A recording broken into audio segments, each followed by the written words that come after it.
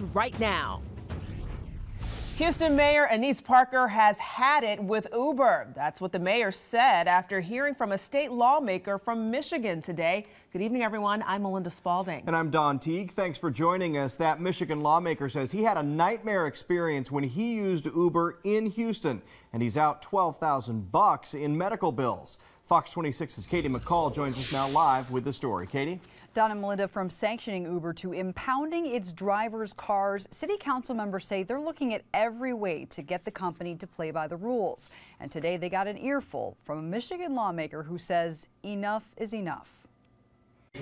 Michigan State Senator Virgil Smith came a long way to Houston to talk to city council about Uber. I think you'd be very careful before you get into an Uber taxi. On December 6th, Smith was in Houston when his Uber driver Oscar Iglesias ran a red light, injuring all 3 passengers. I suffered a severe concussion, and it took me about 2 to 3 weeks to recover.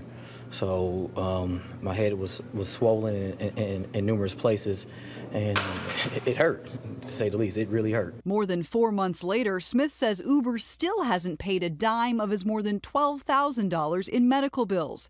Iglesias had only his own insurance information, which did nothing for Smith.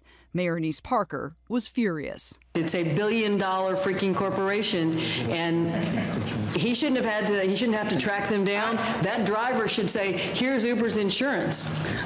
I'm sorry, I'm a little over them at the moment. She's over them because she said Uber is yet again not complying with the city ordinance. Our ordinance requires that the information on the insurance be available on the app. Smith finally reached Uber's insurance provider, but only by using his elected office. I had to call their lobbyists in Lansing. They have a multi-client lobbyist on the ground and get to them that way. And the claims adjuster hasn't given him anything.